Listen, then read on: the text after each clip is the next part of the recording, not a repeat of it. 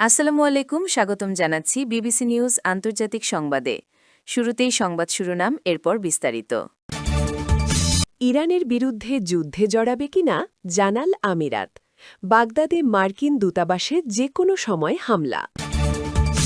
দর্শক, এতক্ষণ শুনছিলেন সংবাদ শিরোনাম। এখন বিস্তারিত।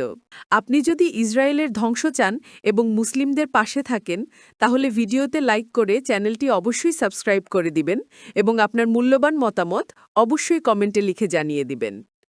এখন বিস্তারিত। ইরানের বিরুদ্ধে যুদ্ধে জড়াবে কিনা জানাল আমিরাত। ইরানের হাতে বন্ধ হয়ে থাকা হরমুজ প্রণালী খুলতে যুদ্ধে জড়াতে চায় সংযুক্ত আরব আমিরাত, এমন দাবি সরাসরি নাকচ করে দিয়েছে আবুধাবি।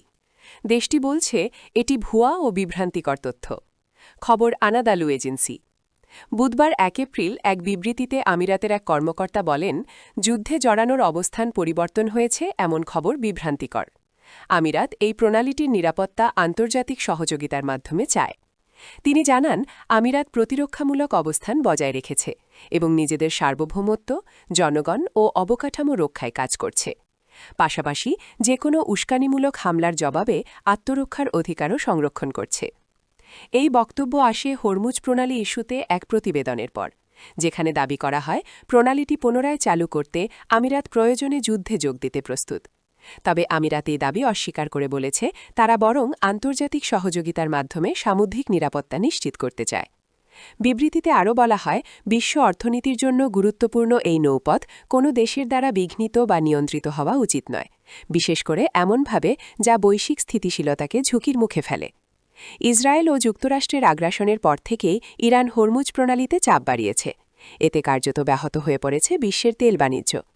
বিশ্বে প্রতিদিন প্রায় ২ কোটি ব্যারেল তেল এই প্রণালী দিয়ে পরিবাহিত হয়, ফলে এর বিঘ্ন ঘটায় তেলের দাম বৃদ্ধি, জাহাজ চলাচলে বাধা এবং বৈশ্বিক অর্থনীতিতে অনিশ্চয়তা তৈরি হয়েছে।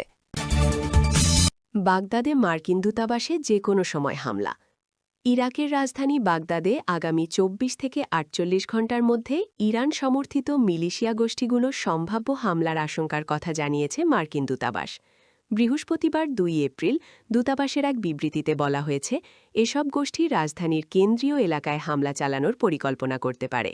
সম্ভাব্য লক্ষ্যবস্তুর তালিকায় রাখা হয়েছে মার্কিন নাগরিক, ব্যবসা প্রতিষ্ঠান, বিশ্ববিদ্যালয়, কূটনৈতিক স্থাপনা, জ্বালানি অবকাঠামো, হোটেল, বিমানবন্দর এবং যুক্তরাষ্ট্রের সঙ্গে সংশ্লিষ্ট বলে বিবেচিত অন্যান্য স্থান। পাশাপাশি ইরাকের সরকারি প্রতিষ্ঠান ও সাধারণ বেসামরিক লক্ষ্যবস্তুও ঝুঁকির মধ্যে থাকতে পারে বলে সতর্ক করা হয়েছে। বিবৃতিতে আরও উল্লেখ করা হয়, মিলিশিয়া গোষ্ঠীগুলো অতীতে মার্কিন নাগরিকদের অপহরণের চেষ্টা করেছে। এর প্রেক্ষাপটে ২ দিন আগে বাগদাদে এক মার্কিন সাংবাদিক অপহরত হওয়ার ঘটনার কথাও তুলে ধরা হয়েছে।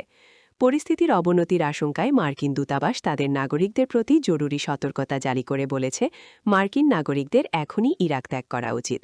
বর্তমান আঞ্চলিক উত্তেজনার প্রেক্ষাপটে এই সতর্কতা নতুন করে নিরাপত্তা উদ্বেগ বাড়িয়েছে বলে মনে করছেন সংশ্লিষ্ট বিশ্লেষকরা।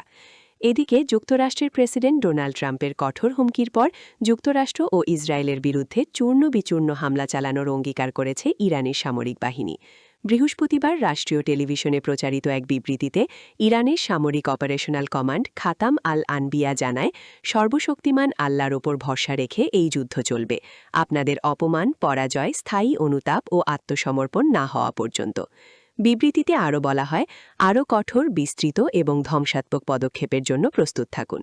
এর আগেই যুক্তরাষ্ট্রের প্রেসিডেন্ট ডোনাল্ড ট্রাম্প সতর্ক করে বলেন, আগামী কয়েক সপ্তাহের মধ্যে কোনো সমঝোতা না হলে ইরানকে প্রস্তরযোগে ফিরিয়ে দেওয়ার মতো হামলা চালানো হবে। হোয়াইট হাউসে দেওয়া জাতির উদ্দেশ্যে এক ভাষণে ট্রাম্প দাবি করেন, যুক্তরাষ্ট্র ও ইসরায়েলের সঙ্গে চলমান যুদ্ধে গত ৪ সপ্তাহে ইরান বড় ধরনের ক্ষতির মুখে পড়েছে। এছাড়া ইরানের ক্ষেপণাস্ত্র ও ড্রোন হামলা সক্ষমতাও উল্লেখযোগ্যভাবে কমে গেছে বলে দাবি করেন তিনি। ট্রাম্প আরও বলেন, যুক্তরাষ্ট্র এখন মধ্যপ্রাচ্যের জ্বালানির ওপর নির্ভরশীল নয়, তবে মিত্রদের সহায়তার জন্য অঞ্চলটিতে অবস্থান করছে। তিনি সৌদি আরব, কাতার, সংযুক্ত আরব আমিরাত, কুয়েত ও বাহরাইন সহ আঞ্চলিক মিত্রদের ধন্যবাদ জানান এবং বলেন, আমরা তাদের কোনোভাবেই ক্ষতিগ্রস্ত হতে দেব না। ভাষণে ট্রাম্প পুনরায় জোর দিয়ে বলেন, ইরানকে কখনোই পারমাণবিক অস্ত্র অর্জন করতে দেওয়া হবে না। তিনি দাবি করেন, ইরান দীর্ঘদিন ধরে আমেরিকার মৃত্যু ও ইসরায়েলের মৃত্যু স্লোগান দিয়ে আসছে এবং বিভিন্ন হামলার পেছনে তাদের ভূমিকা রয়েছে। ট্রাম্প আরও উল্লেখ করেন, তার প্রশাসন আগেই সাবেক প্রেসিডেন্ট বারাক ওবামার করা পারমাণবিক চুক্তি বাতিল করেছে এবং 2020 সালে ইরানের কুদস ফোর্সের জেনারেল কাসেম সুলাইমানিকে হত্যার নির্দেশ দিয়েছিল। ট্রাম্প দাবি করেন, চলমান সামরিক অভিযানের মূল লক্ষ্য প্রায় অর্জিত এবং যুদ্ধ শেষের পথে, তবে প্রয়োজন হলে আরও কঠোর হামলা চালানোর হুঁশিয়ারিও দেন তিনি। অন্যদিকে ইরান স্পষ্টভাবে জানিয়ে দিয়েছে, যুক্তরাষ্ট্র ও ইসরায়েলের হামলার জবাবে তারা আরও বড় ও ধ্বংসাত্মক পাল্টা আঘাত হানবে। বর্তমানে মধ্যপ্রাচ্যে চলমান এই সংঘাত বিশ্ব জ্বালানি বাজার ও আঞ্চলিক নিরাপত্তায় বড় ধরনের প্রভাব ফেলছে বলে বিশ্লেষকরা মনে করছেন।